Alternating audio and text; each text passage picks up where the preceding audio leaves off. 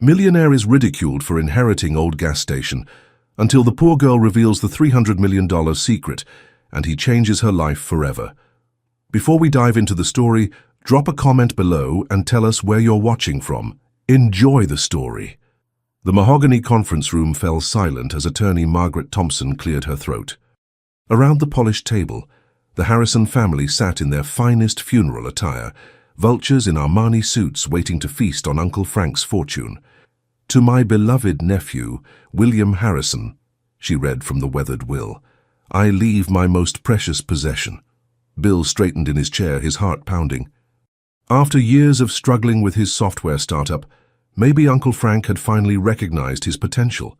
Maybe this was his chance to prove himself to his dismissive family.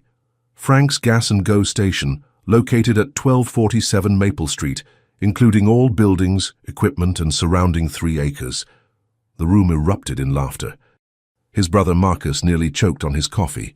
"That old dump? Frank must have been senile." His sister Patricia dabbed her eyes, but not from grief. "Oh, Bill, you've hit the jackpot. A whopping gas station in the worst part of town." Bill's face burned with humiliation. Through the conference room's floor-to-ceiling windows, he could see the gleaming city skyline where his cousins owned penthouses and his siblings ran successful law firms. And here he was, inheriting a rundown gas station that probably hadn't turned a profit since the Clinton administration. "There's more," Attorney Thompson continued, raising her voice above the snickering. "The will specifies that the property cannot be sold for 1 full year. William must operate the business personally during this period." The laughter doubled. "Operating a gas station? Bill can barely operate a can opener," Marcus wheezed. But something in the attorney's expression caught Bill's attention. She was studying him intently, as if weighing whether to say something more. Her fingers drummed against a sealed envelope marked, "Private, for William's eyes only." "I believe that concludes the reading," she said carefully, sliding the envelope toward Bill. "Mr. Harrison, perhaps we could discuss the property details privately." As his family filed out, still chuckling about poor Bill and his gas station, Patricia paused at the door. "Don't worry, little brother. When you fail, and you will, maybe someone will buy it for the land, though I doubt it's worth much." Alone with the attorney, Bill stared at the envelope. Uncle Frank had always been the family oddball, the one who believed in him when others didn't. There had to be more to this inheritance than met the eye. "Your uncle was very specific about this property, Mr. Harrison," Margaret said quietly. "He mentioned that its true value would only be discovered by someone who truly cared about people, not profit." Bill's fingers trembled as he opened the envelope. Inside was a handwritten note. "Billy, what you seek is not in the station itself, but in the heart of someone pure. Trust the child who knows my secret. She comes every Thursday at 3 p.m. Uncle Frank." A child? What child? And what secret could she possibly know about a failing gas station? Thunder rumbled outside the conference room windows, and rain began pelting the glass. Somehow Bill felt like his life was about to change forever, but whether for better or worse he couldn't tell. Bill's midnight blue BMW looked like an alien spacecraft as he pulled into Frank's Gas and Go for the first time. The morning sun revealed every crack in the faded concrete, every rust stain bleeding down the ancient pumps like tears. A hand-painted sign hung crooked on rusty chains. "Cold drinks, hot coffee, warm hearts."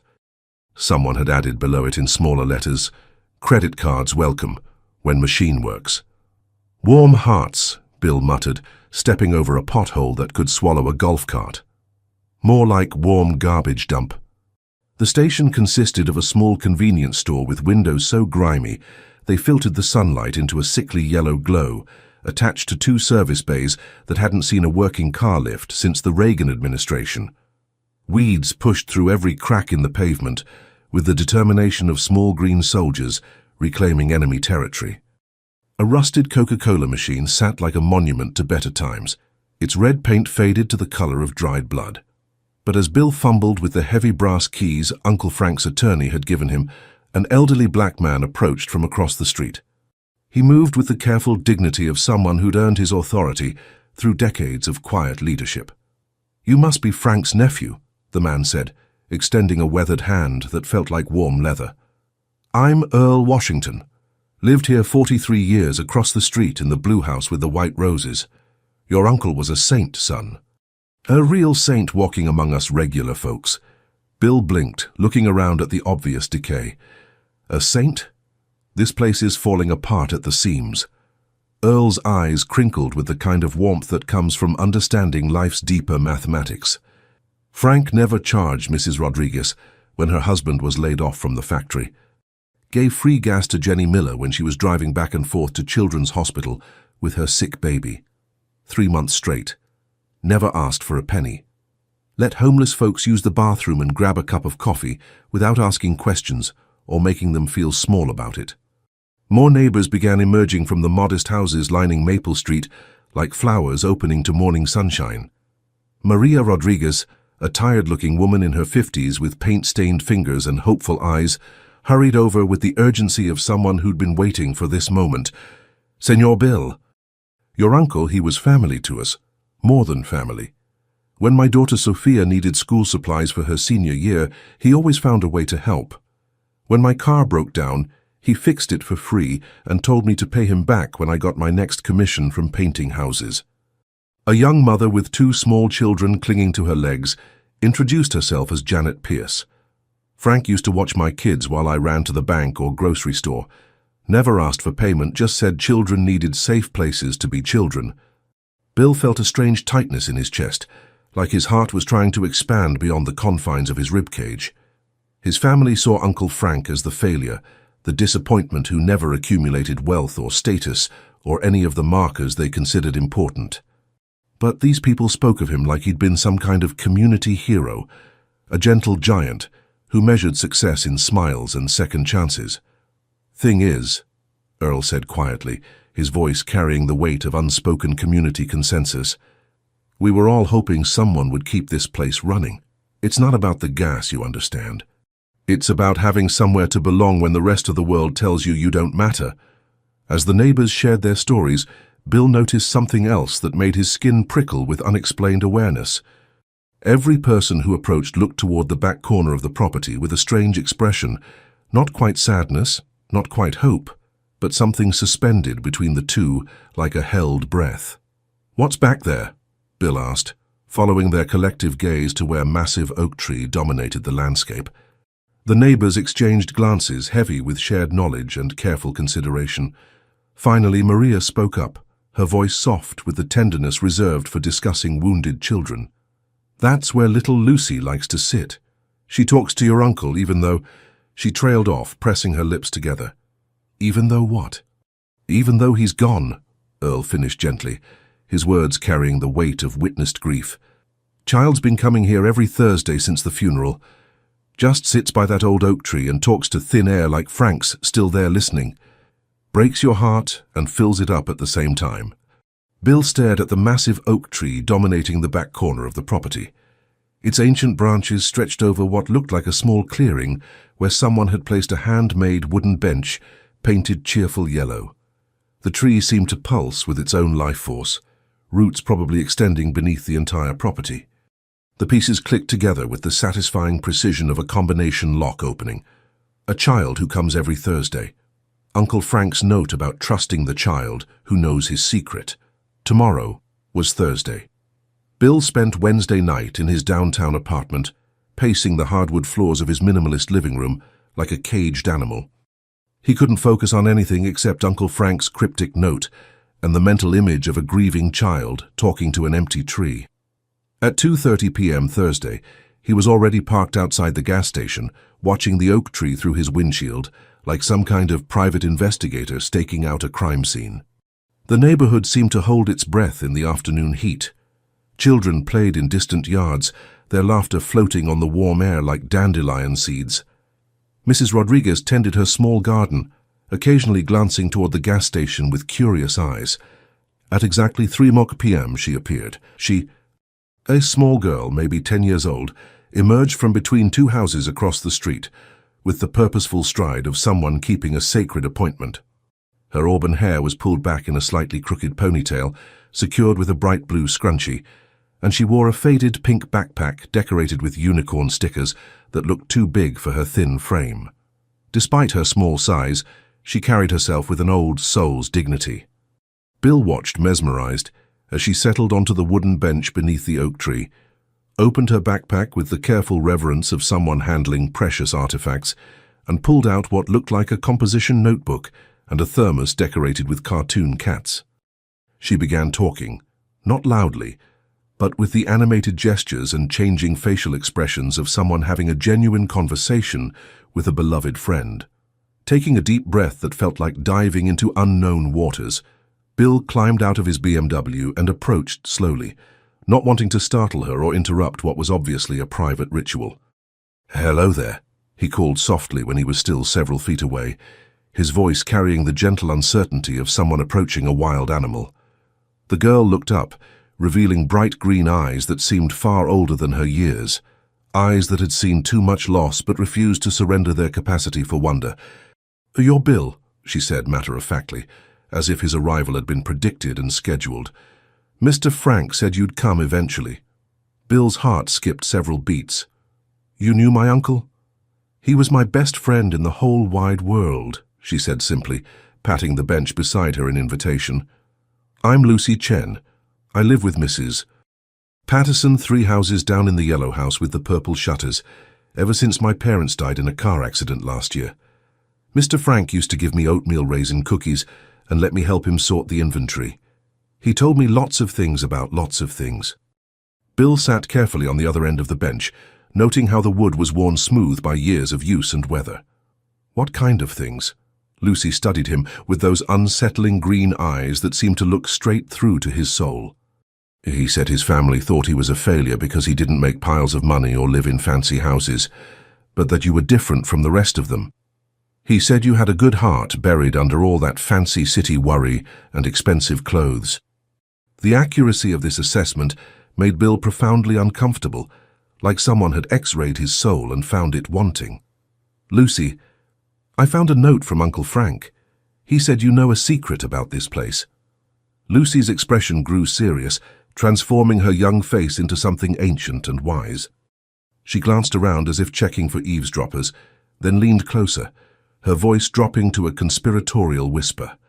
"He told me about the treasure." "Treasure?" Bill's pulse quickened, images of pirate chests and golden coins dancing through his imagination. "He said there's something buried here worth more than all the money in all the banks in the whole city. But he made me promise with my pinky finger and everything that I would only tell someone who proved they really cared about people more than about being rich." Bill's mouth went dry. "What kind of treasure? Where is it buried?" Lucy shook her head firmly, her ponytail swishing with determination. "First you have to prove you're not like the rest of your family. Mr. Frank said they only care about money and what other people think, but you might be different if you tried hard enough. How do I prove that?" Lucy stood up, shouldering her backpack with the solemnity of someone carrying state secrets. "Keep the gas station open for real, not just sitting here counting days until you can sell it and forget about us. Make it a place that helps people again, like Mr. Frank did." She started walking away with measured steps, then turned back, her green eyes sparkling with mischief and mystery. "Oh, and Mr. Frank said when you're ready to hear about the treasure, I should look for the heart that beats beneath the numbers." Before Bill could ask what that cryptic phrase meant, Lucy disappeared between the houses like a sprite returning to the fairy realm, leaving him alone with more questions than answers, and a growing suspicion that Uncle Frank had orchestrated something far more complex than a simple inheritance. The oak tree seemed to rustle its leaves in approval, as if it too was part of the conspiracy. Bill spent the next 3 days wrestling with Lucy's challenge like Jacob wrestling with the angel. Keep the gas station open for real? He'd never pumped gas in his life, let alone run a convenience store or dealt with the daily reality of retail customers.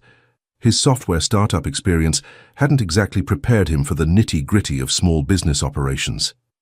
But every time he considered walking away and returning to his comfortable downtown apartment, he remembered Lucy's serious green eyes and Uncle Frank's inexplicable faith in his potential for goodness.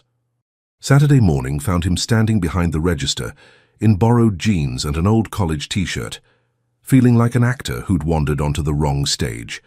The ancient cash register looked like it belonged in the Smithsonian, all brass buttons and mechanical precision from an era when everything was built to last forever. His first customer approached, Earl Washington carrying a folded newspaper and wearing a cautious smile that suggested he was prepared to be disappointed but hopeful to be surprised. "Morning, son. Heard through the neighborhood grapevine that you're giving this a real try instead of just waiting out the year." "Trying being the operative word," Bill admitted, fumbling with the register's mysterious sequence of buttons and levers. "How do you work this contraption? It looks like something Captain Nemo would use to pilot the Nautilus." Earl chuckled, a rich sound like coffee percolating on a cold morning, and walked behind the counter with the easy familiarity of family. "Frank taught me when the register got stuck during the blizzard of '98. You press here first, then here, and then pray to whatever deity handles temperamental machinery that it doesn't eat your money and spit out bottle caps." As Earl patiently demonstrated the register's quirks, more neighbors trickled in with the steady rhythm of a gentle stream. Maria Rodriguez bought milk and bread for her family, paying with carefully counted quarters and dimes saved from her house-painting jobs. A teenage boy named Marcus, thankfully not his arrogant brother, picked up energy drinks and chips, mentioning shyly that he was saving every penny for community college tuition. By noon, Bill realized something remarkable was happening. Every customer knew exactly where everything was located, treated the place like their personal community center, and several had voluntarily helped him figure out Uncle Frank's quirky organizational system. The coffee filters were stored next to the motor oil, the Band-Aids lived with the candy bars, and the ice cream freezer apparently had a temperamental lock that required a specific sequence of jiggles and soft cursing. "Your uncle never worried much about profit margins or efficiency experts," explained Mrs. Patterson, Lucy's guardian, as she bought cleaning supplies and a bag of the expensive dog food for her ancient golden retriever. "He cared more about keeping prices fair and making sure everyone felt welcome, even on their worst days." That afternoon, Bill found himself actually enjoying the work in a way that surprised him completely. There was something deeply satisfying about helping people find what they needed, learning their names and their stories, becoming part of the intricate web of relationships that made a neighborhood feel like home. When Lucy appeared Thursday at 3 p.m., she seemed genuinely surprised to find him actually working behind the counter, instead of just waiting for her arrival like some kind of treasure-hunting tourist. "Mrs. Rodriguez said you helped her carry groceries to her car yesterday," Lucy said without preamble, settling her backpack carefully beside the register. Her arthritis was bothering her. The bags were heavy. "And Tommy Washington said you let him pump gas, even though he's only 14 and doesn't have a driver's license yet. Kid wanted to learn how things work. His dad was supervising and everybody's got to start somewhere." Lucy nodded approvingly, checking items off some invisible list in her mind. "Mr. Frank said you'd figure out that taking care of people feels better than making money." Bill wiped his hands on the apron he'd somehow started wearing without conscious decision. "So have I proven myself? Will you tell me about this mysterious treasure?" Lucy tilted her head like a curious bird, considering his question with the seriousness of a judge weighing evidence. "Getting closer. But first you need to understand what Mr. Frank meant about the heart that beats beneath the numbers. I've been thinking about that phrase for days. It sounds like some kind of riddle or code."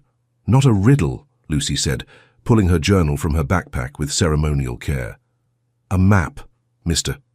Frank drew pictures for me because I'm not good with reading big words yet, but I'm excellent at remembering important things." She opened to a page covered with what initially looked like childish drawings. Stick figures holding hands, trees with detailed branches, geometric shapes arranged in careful patterns. But in the center was something that made Bill's breath catch in his throat. A detailed sketch of the gas station property with X's marked in specific locations and arrows indicating relationships between different areas. "Where did you get this?" "Mr. Frank and I drew it together the week before he went to the hospital for the last time. He said when the right person came, someone who understood that treasure isn't always gold and silver, I should help them find what's hidden beneath the place where hearts and numbers meet." Bill studied the drawing more carefully, his excitement building like a crescendo. The X's weren't random childhood scribbles. They formed a deliberate pattern around the property, with the largest X positioned directly beneath the oak tree where they'd been meeting.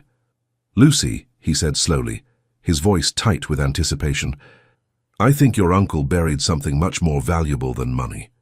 Bill couldn't sleep Thursday night, his mind spinning like a hamster wheel powered by caffeine and anticipation. He kept staring at Lucy's journal drawing, trying to decipher what Uncle Frank meant by the heart that beats beneath the numbers.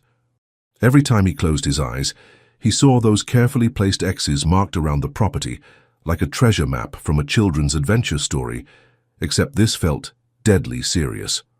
Friday morning found him at the station before dawn, walking the perimeter with Lucy's drawing clutched in his hand like a sacred text.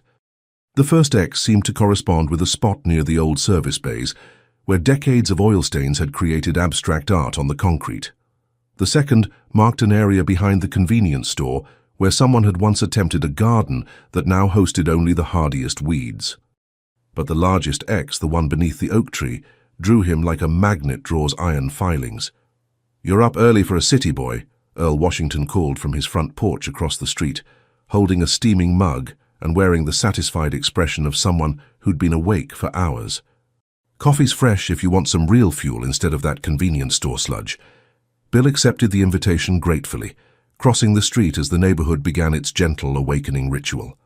Earl's kitchen was warm and smelled like bacon grease, fresh biscuits, and decades of good memories layered like archaeological strata.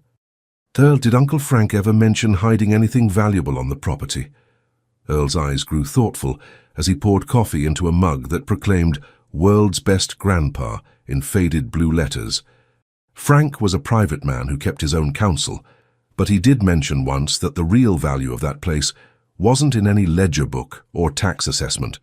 Said someone would figure it out eventually, someone who understood that the most valuable things can't be bought or sold. He paused, studying Bill's face with the penetrating gaze of someone who'd learned to read people through 7 decades of careful observation. "You thinking about that little girl's treasure stories? You know about Lucy's treasure hunt?" "Son, everybody knows.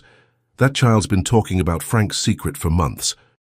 Most folks figured it was just grief talking, the way children sometimes make up stories to cope with loss, but Earl shrugged, his expression suggesting he'd seen enough of life's surprises to keep an open mind. Frank always was one for mysteries and unexpected revelations. When Bill returned to the station, he found Lucy already waiting by the oak tree, holding a small gardening spade and wearing the determined expression of someone prepared for serious excavation work. "I borrowed this from Mrs. Patterson's garden shed," she announced, hefting the tool with both hands. "She said if we're going to dig for treasure, we might as well do it right with proper equipment. Lucy, we can't just start digging holes all over the property. What if there's nothing there? What if we're just chasing children's fantasies?" Lucy fixed him with that steady, green-eyed stare that seemed to look straight through his doubts to something more fundamental. "Mr. Frank said doubt is what stops people from finding treasure. He said you have to believe before you can see, and you have to trust before you can discover." Something in her absolute certainty made Bill's resistance crumble like sugar in rain. "Okay, but we start small and careful. Just the area right around the tree where your drawing shows the biggest X." They began digging near the bench, working carefully around the oak's massive roots that spread through the soil like the fingers of a buried giant. The earth was softer than expected, as if it had been disturbed more recently than the tree's age would suggest. After about 20 minutes of careful excavation, Lucy's spade hit something hard with a metallic clank that made them both freeze. "There!" she exclaimed, dropping to her knees and attacking the soil with her bare hands. "I felt something solid, something that doesn't belong in dirt." Bill's heart pounded as they cleared away earth, with the desperate efficiency of archaeologists uncovering ancient ruins. What emerged wasn't gold or jewels or anything that glittered, but something far more puzzling. A metal box about the size of a shoebox, wrapped in multiple layers of plastic and sealed with the kind of care that suggested its contents were irreplaceable. Inside the box were dozens of documents: property deeds, geological surveys, financial records, legal papers, and a letter in Uncle Frank's careful handwriting addressed to the new caretaker, in letters that seemed to glow with importance. Bill opened the letter with trembling fingers, while Lucy peered over his shoulder. If you're reading this, you've proven you understand that true treasure isn't measured in dollars, but in the lives we touch and the love we share. The documents in this box will show you the real value of this property, but remember, with great wealth comes great responsibility to use it wisely. Lucy bounced with excitement. What do the papers say? What kind of treasure did we find? Bill's eyes widened as he scanned the documents, his hands beginning to shake as the implications hit him like lightning. Property surveys showing mineral rights, geological assessments indicating valuable deposits, legal papers dating back decades, and financial projections that made his mouth go dry. "Lucy," he whispered, his voice barely audible, "I think we just found something worth hundreds of millions of dollars." But before he could explain the magnitude of their discovery, the sound of expensive car engines filled the air like approaching thunder. 3 black sedans with tinted windows pulled into the station parking lot, and men in dark suits began climbing out with the ominous efficiency of people accustomed to getting exactly what they wanted. Bill quickly shoved the documents back into the metal box as the men in suits approached, with the coordinated precision of a military operation. Their leader, a thin man with silver hair and cold blue eyes that reminded Bill of winter ice, walked with the predatory confidence of someone accustomed to acquiring whatever he desired through a combination of money and barely concealed threats. "Mr. Harrison," the man called out, flashing a smile that never reached his eyes and held all the warmth of a funeral parlor director. "I'm Robert Sterling from Sterling Development Group. We understand you've recently inherited this charming property." Lucy instinctively moved closer to Bill, clutching her gardening spade like a small warrior's weapon. "Who are they?" she whispered, her young voice carrying the primal fear that children feel when predators enter their safe spaces. "Gentlemen," Bill replied carefully, positioning himself between Lucy and the developers while trying to appear casual despite his racing heartbeat. "This is private property. What can I do for you?" Sterling's companions fanned out across the property, surveying every building and structure, with the systematic efficiency of vultures circling wounded prey. One pulled out a tablet and began taking photographs of every angle, documenting everything with professional thoroughness. Another walked the perimeter, occasionally stopping to examine specific areas with the focused attention of someone following a detailed plan. "We're prepared to make you an exceptionally generous offer for this land," Sterling continued, pulling a thick contract from his expensive briefcase and spreading it on the hood of his Mercedes like a legal altar. $5 million cash, closing within 30 days. That's well above market value for a failing gas station in a declining neighborhood. Bill's mind raced faster than a stock market ticker. $5 million was more money than he'd ever dreamed of possessing, enough to solve every financial problem he'd ever had and buy security for the rest of his life. But Uncle Frank's will specifically stated the property couldn't be sold for 1 year, and more importantly, the documents in the box suggested the land was worth exponentially more than Sterling was offering. "I appreciate the offer, but the property isn't for sale." Sterling's smile faltered slightly, like a mask slipping to reveal something much less pleasant underneath. "Mr. Harrison, let's be realistic about the situation you're facing. This neighborhood is changing rapidly. Soon, this quaint little gas station will be surrounded by luxury condominiums and upscale shopping centers. You can either be part of that inevitable progress, or you can be swept away by it like debris in a flood." "Sounds like a threat to me." Earl Washington's voice cut through the tension like a knife through silk. Bill turned to see Earl and several other neighbors had emerged from their houses, watching the confrontation with barely concealed hostility. Mrs. Rodriguez stood on her porch with her arms crossed, while Janet Pierce held her children protectively close. "Not a threat," Sterling replied smoothly, his voice carrying the oily charm of a snake oil salesman. "Simply economic reality. Mr. Harrison, surely an educated man like yourself understands that maintaining this antiquated business is a losing proposition in today's market. Take our generous offer now while it's still available." Lucy tugged on Bill's sleeve with urgent insistence. "Mr. Frank said never trust people who smile with their mouths but not with their eyes," she whispered loud enough for Sterling to hear, her child's honesty cutting through the adult pretense like a sword through fog. One of Sterling's associates leaned close to his boss and murmured something that made Sterling's jaw tighten, with barely controlled anger. The man's corporate mask slipped further, revealing glimpses of the ruthless predator beneath the polished exterior. "We're also prepared to help with any complications that might arise from local zoning issues or environmental concerns," Sterling continued, his voice taking on a harder edge. "These old gas stations can be quite problematic when it comes to soil contamination and regulatory compliance.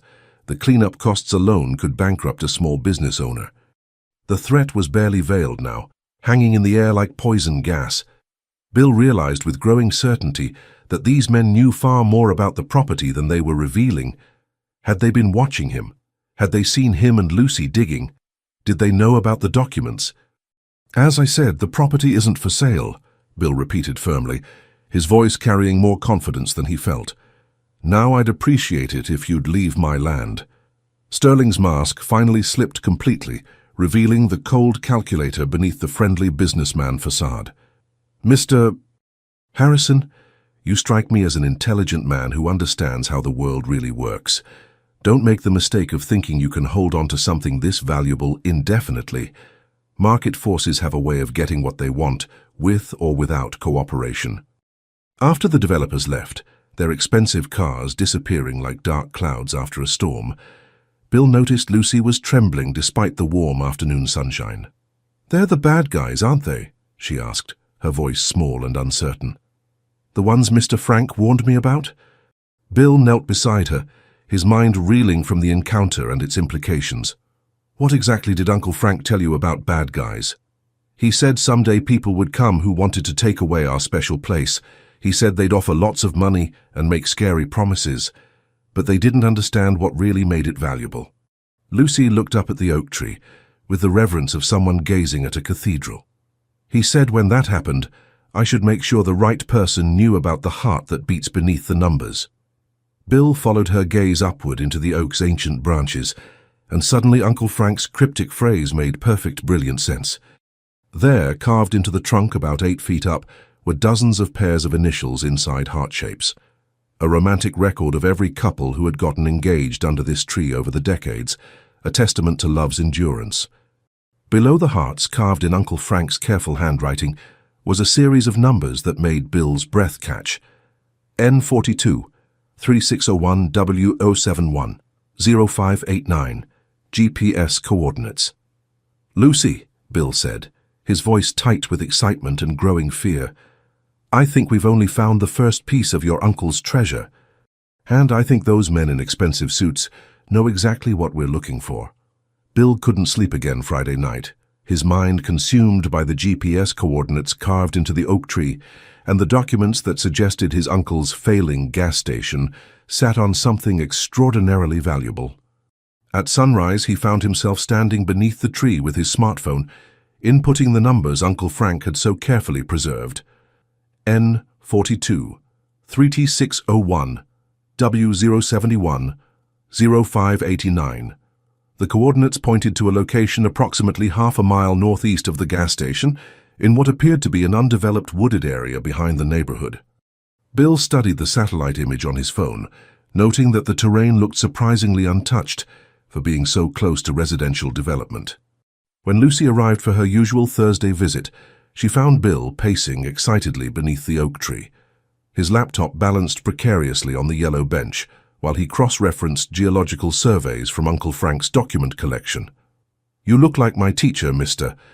Peterson, when he's had too much coffee," Lucy observed, settling her backpack beside his computer with practiced care. "Did you figure out what the numbers mean?"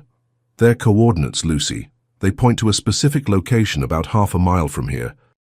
I think Uncle Frank wanted us to find something else, something bigger than just those documents."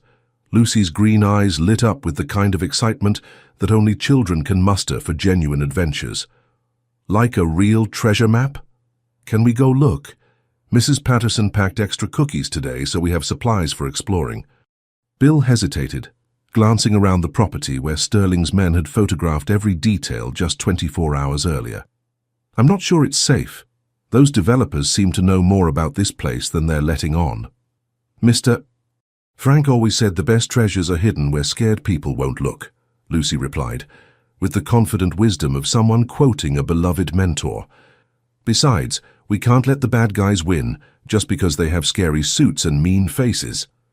Against his better judgment, Bill found himself agreeing. They locked up the gas station, a process that involved 3 different keys, and checking that the ancient security system Uncle Frank had installed was properly armed, and set off through the neighborhood toward the coordinates.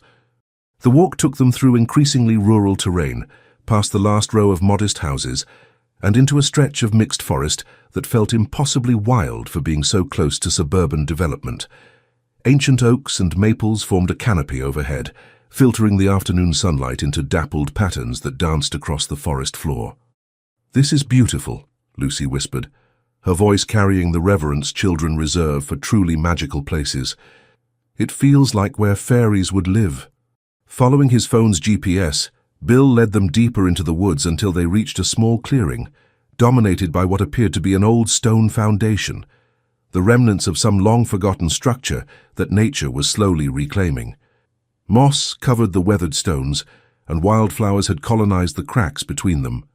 "This is it," Bill announced, checking his coordinates one final time. "Whatever Uncle Frank wanted us to find should be right here." Lucy immediately began exploring the foundation with the systematic thoroughness of a professional archaeologist, running her small hands along the stones and peering into every crevice. "Look at this," she called from the far corner. "There's something carved in this rock." Bill hurried over to find letters chiseled into the stone, weathered but still legible. "F.H. 1987, where dreams take root, fortunes grow." "F.H. Frank Harrison," Bill breathed. "He's been planning this for decades." They spent the next hour carefully examining every inch of the foundation, but found no obvious hiding places or buried containers. As the afternoon shadows grew longer, Bill began to wonder if they'd misunderstood Uncle Frank's intentions. Then, Lucy made a discovery that changed everything. "Bill, come look at this," she called from behind a particularly large oak tree adjacent to the foundation. "There's a metal box attached to the trunk. Hidden in a hollow of the ancient oak, about 7 feet up and completely invisible unless you knew exactly where to look, was a weatherproof container secured with heavy-duty straps." Bill boosted Lucy up to retrieve it, his hands shaking with anticipation. Inside were more documents, but these made the first discovery look like pocket change, mineral rights extending across hundreds of acres, geological surveys indicating massive deposits of rare earth elements essential for modern electronics, environmental impact studies, and most stunning of all, correspondence with major mining companies dating back 15 years, correspondence that revealed Uncle Frank had been sitting on one of the largest undeveloped rare earth deposits on the East Coast. "Lucy," Bill whispered, his voice barely audible above the sound of wind through leaves. "Your uncle wasn't just a gas station owner. He was one of the wealthiest men in the state, and he kept it secret his entire life." But their celebration was cut short by the sound of vehicles approaching through the forest, multiple engines, driving fast and without regard for the terrain. Through the trees, Bill caught glimpses of black SUVs forcing their way along what must have been an old logging road. "They followed us," Lucy said, her voice tight with fear. "The bad guys found us." Bill grabbed the documents and Lucy's hand. "We have to get back to the station now." They made it back to the gas station just ahead of Sterling's convoy, arriving breathless and covered in bramble scratches from their hurried escape through the woods.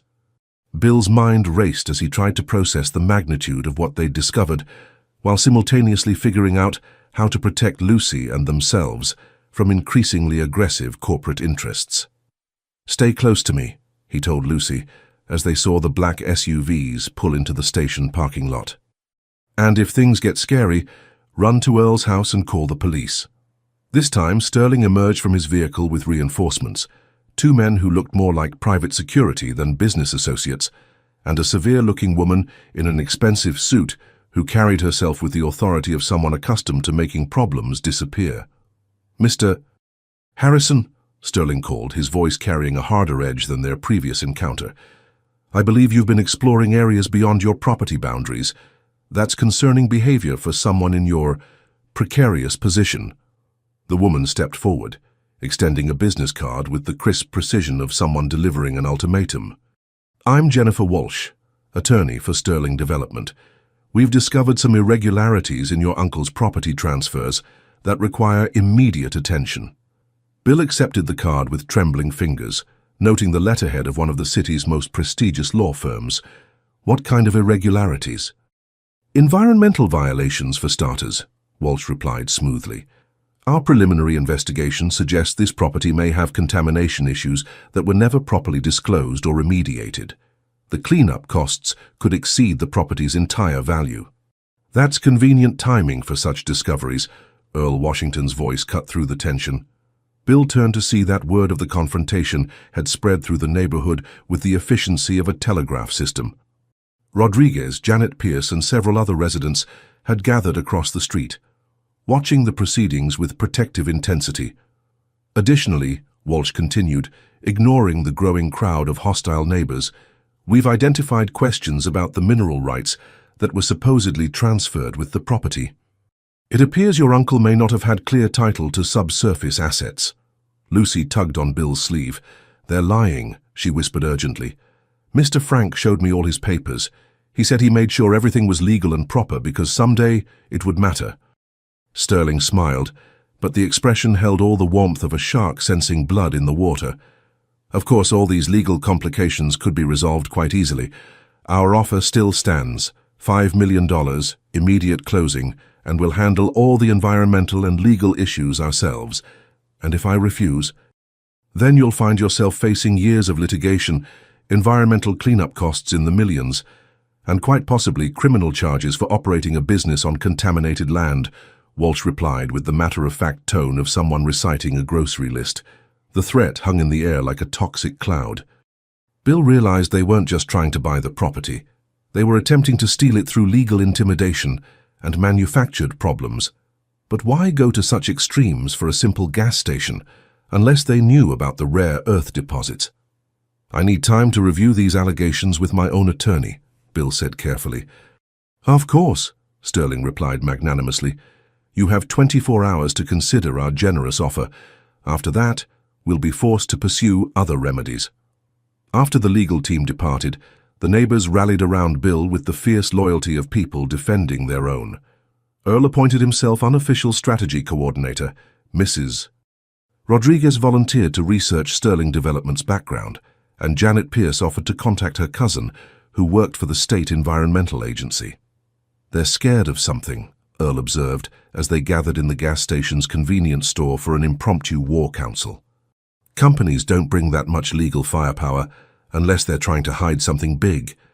Lucy sat quietly in the corner, methodically eating cookies and thinking with the intense concentration that adults often underestimate in children. Finally, she spoke up. Mr. Frank said bullies always make the most noise when they're most afraid. He said the trick is figuring out what they're really scared of. What do you think they're scared of, Lucy? That we'll find the rest of the treasure before they can steal it, she replied, with the simple clarity that cuts through adult complexity like a knife through butter. Bill stared at her, pieces of the puzzle beginning to click into place. The rare earth deposits they discovered were valuable beyond imagination, but Uncle Frank's careful planning suggested there might be even more to uncover, and Sterling's increasingly desperate tactics indicated they were working against some kind of deadline. Lucy, he said slowly, your uncle's note mentioned that you should help the right person find what's hidden. Do you think there's more than what we've found so far? Lucy nodded solemnly. Mr. Frank said the real treasure comes in 3 parts, like a story with a beginning, middle, and end. We found the beginning in the box under the tree and the middle in the forest, but the end is still waiting for the right moment. Where's the end? Lucy smiled with the mysterious expression of someone who knew secrets that could change the world. Mr. Frank said I'd know when the time was right. He said it would be when someone proved they cared more about protecting people than getting rich. As Bill looked around at the neighbors who'd rallied to support him, at Lucy who trusted him with her uncle's legacy, and at the gas station that had become so much more than a business, he realized Uncle Frank's final test was just beginning. The next morning brought an unwelcome surprise, a notice from the county health department ordering immediate closure of the gas station pending investigation of alleged soil contamination. Bill stared at the official document taped to his front door, his coffee growing cold as the implications sank in. "They work fast," he muttered, noting that the complaint had been filed by concerned citizens whose contact information led back to a law firm associated with Sterling Development. The system was rigged, and they weren't even trying to hide it. Lucy arrived early, before her usual Thursday appointment time, carrying a manila envelope and wearing the determined expression of someone on a mission. "Mrs. Patterson helped me organize something," she announced, settling the envelope carefully on the counter. "She said when grown-ups start lying, children have to tell the truth extra loud." Inside the envelope were photocopies of documents Lucy had apparently been collecting for months, receipts for environmental testing Uncle Frank had conducted annually, correspondence with state agencies confirming the property's clean status, and most damaging to Sterling's claims, a recent soil analysis showing no contamination whatsoever. "Uncle Frank made me promise to keep these safe," Lucy explained. "He said someday bad people might try to tell lies about his property, and these papers would prove the lies were lies." Bill felt a surge of admiration for his uncle's foresight and Lucy's faithful guardianship of the truth. "Lucy, these documents could stop Sterling's legal maneuvering cold. Why didn't you show them to me earlier?" "Because Mr. Frank said I should only share them when someone had proven they cared more about doing right than being rich. Yesterday, when you stood up to the scary lawyers instead of taking their money, you passed the test." Before Bill could respond, his phone rang with a call from an unlisted number. The voice on the other end was unfamiliar, but carried the authority of someone accustomed to being taken seriously. "Mr. Harrison, this is Special Agent Rodriguez with the FBI's White-Collar Crime Division. I believe you may have information relevant to an ongoing investigation into Sterling Development Group's business practices." Bill's heart hammered as he scheduled a meeting for that afternoon, realizing that Uncle Frank's legacy had drawn him into something far more complex than simple property development. After hanging up, he found Lucy watching him with those penetrating green eyes. "More bad guys?" she asked. "I think these might be the good guys. The FBI wants to talk about Sterling Development." Lucy nodded approvingly. "Mr. Frank said eventually the truth would need help from people with badges and important jobs. He said that's when I should tell you about the third treasure." Bill knelt beside her chair, sensing they were approaching the culmination of Uncle Frank's elaborate plan. "What's the third treasure, Lucy?" Instead of answering directly, Lucy pulled out her journal and turned to a page Bill hadn't seen before. A detailed map of the underground tunnel system that apparently connected the gas station to several points throughout the neighborhood, including the foundation in the woods. "Mr. Frank's great-grandfather built these tunnels during Prohibition," Lucy explained, with the matter-of-fact tone of someone reciting family history. "They used them to hide things from bad people who wanted to steal what didn't belong to them." The implications hit Bill like lightning. Uncle Frank hadn't just inherited a gas station and some mineral rights. He'd inherited a piece of local history that included hidden infrastructure worth millions in its own right. "The tunnels go everywhere," Lucy continued, tracing routes with her finger. "Under Mrs. Rodriguez's house, under the school, under the old cemetery. Mr. Frank said someday they might be the only thing that saved the neighborhood from people who wanted to tear everything down." Special Agent Rodriguez arrived that afternoon with a team of federal investigators who transformed the gas station into a temporary command center. Bill learned that Sterling Development was the subject of a multi-state investigation into fraud, environmental crimes, and conspiracy to defraud property owners of mineral rights worth billions. "Your uncle contacted us 6 months before his death," Agent Rodriguez explained, spreading classified documents across the convenience store counter. "He suspected Sterling was using illegal methods to acquire properties with valuable subsurface assets. His evidence has been crucial to our investigation." Uncle Frank was working with the FBI. "He was a patriot who understood that some things are more important than personal profit," Rodriguez replied. "He wanted to ensure that if anything happened to him, the right people would have access to evidence that could protect other property owners from similar schemes." Lucy listened to the conversation with intense concentration, occasionally nodding as if pieces of a long-planned puzzle were finally clicking into place. When Agent Rodriguez finished explaining the investigation, she spoke up with quiet authority. "Now it's time for the third treasure," she announced, pulling a small key from her backpack. Mr. Frank said, "When the FBI people came, I should open the special safe." She led them to what Bill had assumed was just a storage closet in the back of the convenience store.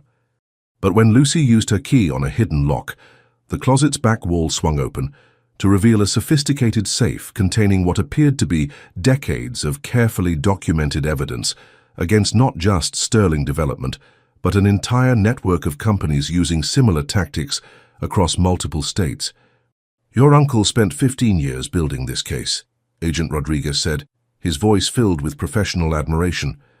"This evidence will put a lot of bad people in prison and return stolen property to hundreds of families." As Bill watched federal agents catalog Uncle Frank's meticulous documentation, he realized his inheritance was far more than money or land. He'd inherited a responsibility to his community, a chance to be part of something larger than himself, and most importantly, the opportunity to honor a good man's legacy by protecting people who couldn't protect themselves. "What happens now?" he asked Agent Rodriguez. "Now we finish what your uncle started. And thanks to you and Lucy, we finally have everything we need to do it." The FBI raid on Sterling Development's offices made front-page news across the state, but Bill barely had time to process the media coverage.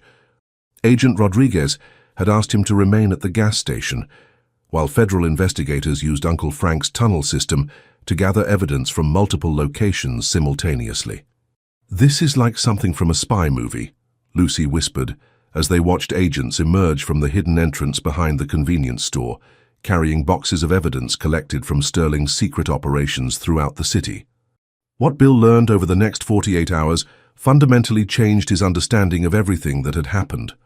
Sterling Development wasn't just a predatory real estate company, they were the front operation for an international conspiracy to control rare earth mineral deposits critical to national security.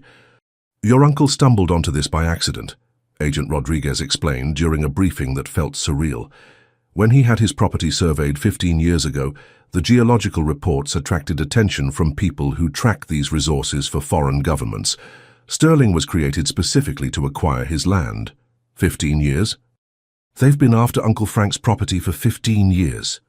They tried everything: legal harassment, financial pressure, even arranging for the city to condemn surrounding properties to force him out. "Your uncle was either the luckiest or smartest man I've ever encountered, because he managed to stay one step ahead of them while building an airtight legal case." Lucy tugged on Bill's sleeve. "Tell him about the letters," she prompted. "What letters?" Lucy disappeared into the back room and returned with another manila envelope. "These came to Mr. Frank every month. He read them to me because he said someday I might need to understand what they meant." The letters were from mining companies, environmental groups, and government agencies, all warning Uncle Frank that his property was the target of what amounted to economic warfare. Several explicitly urged him to contact federal authorities, while others offered protection if he agreed to sell his mineral rights to legitimate American companies.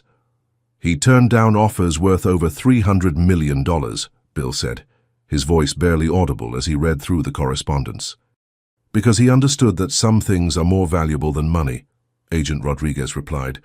"Your uncle believed this deposit should benefit his community, not foreign interests or corporate raiders." The scope of Uncle Frank's vision was staggering.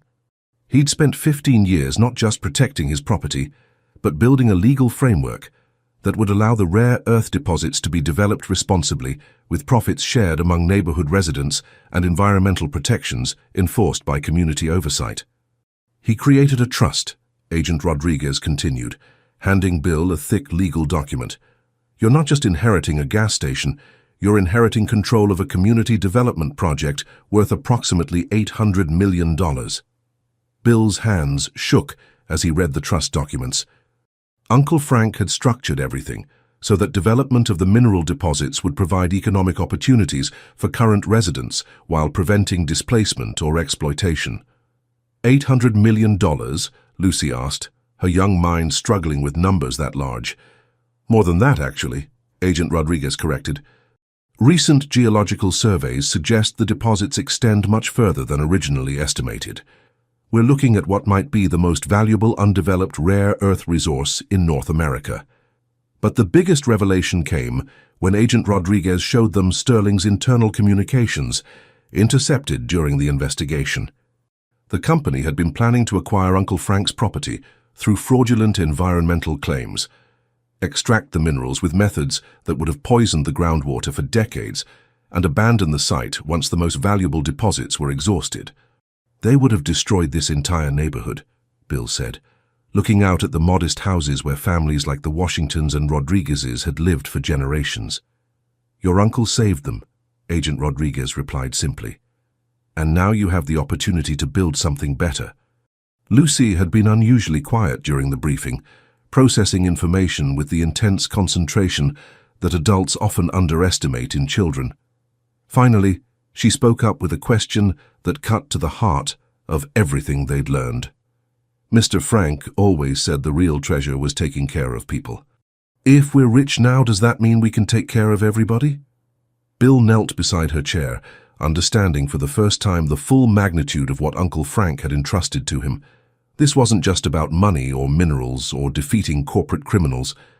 It was about proving that wealth could be used to strengthen communities rather than destroy them. Yes, Lucy, he said, his voice thick with emotion. I think that's exactly what it means. Agent Rodriguez smiled, and for the first time since this whole adventure began, Bill felt like they'd finally understood the true meaning of Uncle Frank's legacy. The gas station, the mineral deposits, the FBI investigation, all of it had been leading to this moment when someone would have to choose between personal gain and community good. There's one more thing, Agent Rodriguez added, his expression growing serious. Sterling's backers aren't going to give up easily. Even with their legal problems, they have resources and connections that make them dangerous. You're going to need protection until this is fully resolved. How long will that take? Could be months, maybe longer. These kinds of international conspiracies don't unravel overnight. Bill looked around at the gas station that had become the center of his world, at Lucy, who'd trusted him with secrets that could change everything, and at the neighborhood that had embraced him as family. Whatever came next, he knew Uncle Frank had chosen well. The real treasure wasn't buried in the ground or hidden in tunnels. It was the opportunity to prove that some things really are more valuable than money. 3 weeks after the FBI raid, Bill's life had transformed in ways he never could have imagined. The gas station continued operating under federal protection, while lawyers, geologists, and community organizers worked to implement Uncle Frank's trust according to his carefully detailed specifications. But it was Lucy who kept everything grounded in the human reality behind all the legal complexity. Mrs. Rodriguez cried when I told her about the college fund, Lucy reported during one of their daily meetings beneath the oak tree. Happy crying, not sad crying. She said Sophia might actually be able to become a doctor instead of just dreaming about it. Uncle Frank's trust was more comprehensive than even Agent Rodriguez had initially realized. Beyond the mineral rights and community development funds, it included provisions for college scholarships, small business loans, healthcare assistance, and housing rehabilitation throughout the neighborhood. Every detail had been planned to strengthen the community rather than displace it. Earl says it's like Mr. Frank reached out from heaven to give everybody a second chance, Lucy continued, pulling her journal from her backpack with the ceremonial care she reserved for their most important conversations. But Bill had learned that good intentions weren't enough to guarantee good outcomes. Sterling Development's arrest had triggered a feeding frenzy among other companies, trying to position themselves as legitimate partners for developing the mineral resources. Politicians had suddenly discovered the neighborhood existed. Environmental groups wanted to prevent any development whatsoever. And community members were struggling to understand how their quiet lives had become the center of a multi-million-dollar controversy. Some people are scared, Bill admitted to Lucy. Change is hard, even when it's good change. Mr. Frank said that would happen, Lucy replied, turning to a page in her journal Bill had never seen before. He said when the treasure finally came out of hiding, some people would try to grab it all for themselves, and others would be afraid of what it might mean. The page contained what appeared to be Uncle Frank's final instructions, written in his careful handwriting, with additional notes in Lucy's childish scrawl where she'd asked for clarification on difficult words. He made me memorize this part, Lucy said, pointing to a paragraph highlighted in yellow marker. He said it was the most important thing of all, and I should only share it when the person in charge had proven they could handle the responsibility. Bill read Uncle Frank's words with growing emotion. The greatest treasure isn't the money or the minerals or even the power to change lives. The greatest treasure is understanding that wealth means nothing unless it serves love. The person reading this has been chosen not because they're perfect, but because they're capable of growth. Trust the community to guide you. Trust the children to inspire you. Trust yourself to do better than those who came before. He believed in you before you even knew he existed, Lucy said softly. Just like he believed in me when nobody else thought a kid could keep important secrets. The weight of that trust was both humbling and terrifying. Bill had spent his adult life focused on personal success, measuring worth in profit margins and market share. Uncle Frank was asking him to think in terms of generations, to build something that would matter long after he was gone. Lucy, what if I mess this up? What if I make decisions that hurt people instead of helping them? Lucy considered his question with the seriousness she brought to all matters of genuine importance. Mr. Frank said the secret to not messing up was remembering that you're not doing it alone. He said the treasure belongs to everybody, and everybody gets to help decide how to use it. Over the following days, Bill threw himself into community meetings with the passionate intensity of someone who discovered his life's purpose. They established neighborhood committees to oversee different aspects of the development project. They brought in independent experts to ensure environmental protections were more than just legal requirements. They created transparent processes for making decisions about fund allocation and business partnerships. Most importantly, they made sure every resident understood exactly what was happening and had multiple opportunities to shape the outcomes. This is what democracy looks like when it actually works, Earl Washington observed during one particularly productive community meeting. Frank would be proud to see how you're honoring his vision, but Bill knew the real test was still coming. Tomorrow, representatives from 6 different mining companies would present their proposals for developing the rare earth deposits. The community would have to choose partners who could balance profitability with environmental responsibility and social justice. The decision would affect not just current residents, but generations of families yet to be born. "Are you ready for the big meeting?" Lucy asked, as they sat beneath the oak tree on what felt like the eve of a historic moment. Bill looked around at the gas station that had become a symbol of community resistance to corporate exploitation, at the neighborhood where children played safely in streets that would soon be part of a multi-million-dollar development project, and at Lucy, whose unwavering faith in Uncle Frank's vision had made everything possible. "I'm ready," he said, and for the first time since this whole adventure began, he truly meant it. "Good," Lucy replied, closing her journal with the satisfied expression of someone who'd completed an important assignment, "because tomorrow we find out if we really learned what Mr. Frank was trying to teach us." The oak tree rustled its leaves in what sounded almost like approval, as if Uncle Frank himself was listening and preparing for the final test of his carefully orchestrated plan. The community center had never seen anything like it. 6 mining companies had set up elaborate presentations in what used to be the church basement, where neighborhood potluck dinners were held every 3rd Sunday. Representatives in expensive suits spoke about profit projections and extraction timelines, while residents who'd lived here for decades asked pointed questions about water quality and noise levels. Bill sat at the head table with Lucy beside him, both of them wearing the weight of responsibility like formal attire that didn't quite fit yet. After 3 hours of presentations ranging from environmentally conscious to profit-obsessed, the choice seemed clear to everyone in the room. Meridian Earth Sciences has the best environmental protections, Earl Washington summarized during the community discussion period. They're offering fair profit sharing, they'll hire locally, and they've got a track record of leaving sites better than they found them. Mrs. Rodriguez stood up, her voice carrying the authority of someone who'd raised 4 children and buried 2 husbands. "But what about our children's children? What about 50 years from now when the mining is done and these companies are long gone?" It was Lucy who provided the answer that changed everything. "Mr. Frank left one more letter," she announced, pulling a sealed envelope from her backpack with the ceremonial care she brought to all of Uncle Frank's revelations. He said I should only open it when the grown-ups were ready to think like children. The envelope contained a proposal so simple and revolutionary that it took several minutes for the adults to fully grasp its implications. Uncle Frank suggested that instead of selling mineral rights to any single company, the community should form its own mining cooperative, hiring expertise as needed while maintaining complete control over operations, environmental standards, and profit distribution. He calculated everything, Bill said, scanning Uncle Frank's detailed financial projections.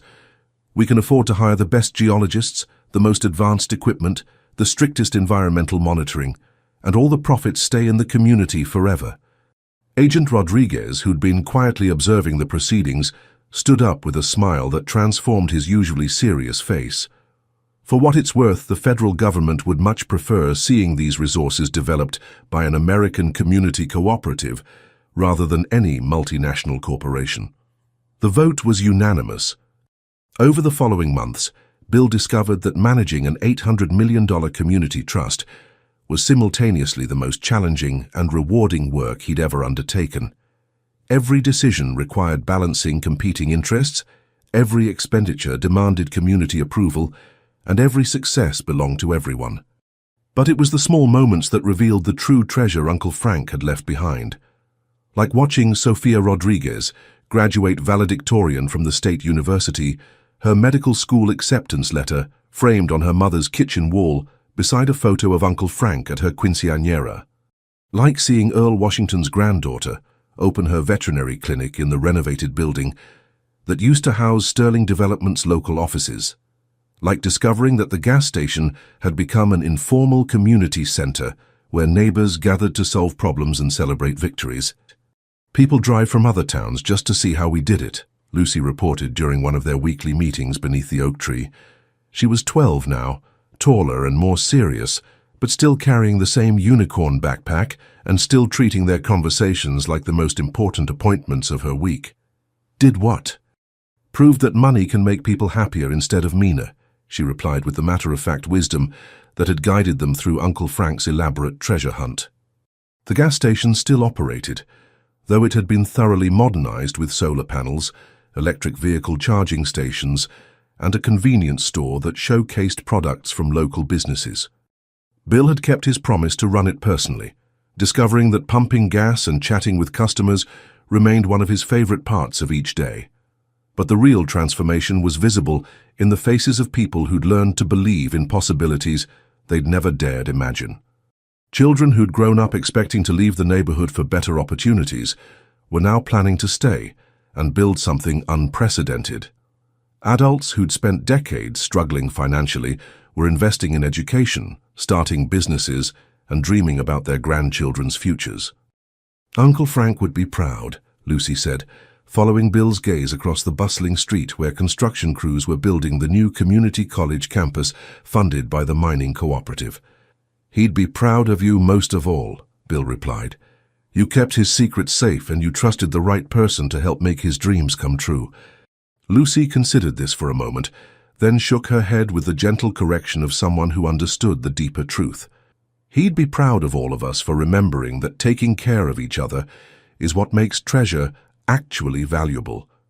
As the sun set behind the oak tree where it all began, Bill reflected on how completely his life had changed. He'd inherited what he thought was a worthless gas station and discovered it was an invitation to join something larger than himself. He'd been humiliated by his wealthy family and found real wealth in the relationships that money couldn't buy.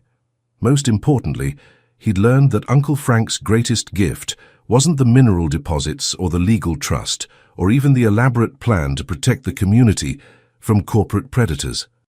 His greatest gift was the example of how to use whatever resources you have, whether it's a gas station, a kind word, or $800 million, to make the world a little bit better for the people around you. Same time next week? Lucy asked, shouldering her backpack as parents across the neighborhood called children home for dinner. Same time next week, Bill confirmed, watching her skip toward Mrs. Patterson's house where homework and homemade cookies waited. He remained beneath the oak tree for a few more minutes, listening to the sounds of a community that had learned to thrive instead of just survive. Tomorrow would bring new challenges, new decisions, and new opportunities to prove that Uncle Frank's faith in human goodness hadn't been misplaced. But tonight, Bill simply sat in grateful amazement at the treasure he'd been privileged to discover. The knowledge that wealth means nothing unless it serves love, and love means everything when it's shared with people brave enough to dream together. The oak tree rustled its leaves in the evening breeze, and Bill could swear he heard Uncle Frank's gentle laughter carried on the wind, pleased beyond measure that his carefully orchestrated treasure hunt had led to the most valuable discovery of all: the truth that the best inheritances aren't what we receive, but what we choose to give.